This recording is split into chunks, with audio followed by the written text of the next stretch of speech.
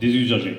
Dans le cas du Touring, le client m'a consulté à plusieurs reprises durant les dernières années pour différentes modifications ou ajustements.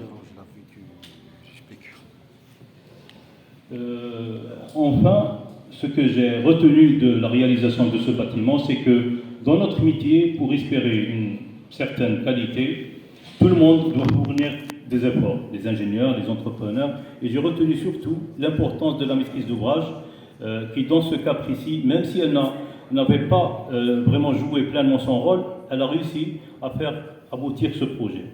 Je crois que c'était surtout à cause de la bonne relation de confiance qu'elle a entretenue avec moi en tant que maître d'œuvre durant les travaux.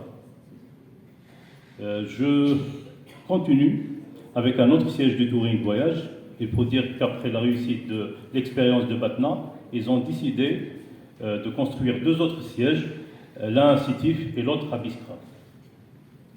Et là, je reviens une fois encore sur le concours d'architecture. Et donc, pour le concours de leur siège à Batna, ils ont fait appel à M. Khaled Ben Boulaïd, l'ex-président du Conseil national de l'Ordre des architectes, et lui ont confié la composition du jury et sa présidence. Eux, ils n'étaient là qu'en tant qu'observateurs. Pour Madame Hadda Cheikh, directrice régionale du Touring Voyage Algérie, c'était simple et clair.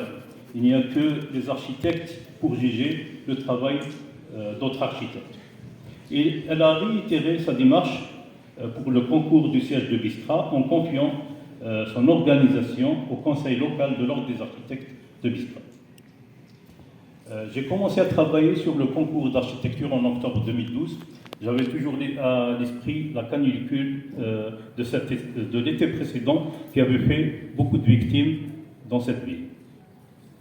Pour cela, par mon architecture, j'ai voulu exprimer la richesse du contexte et en même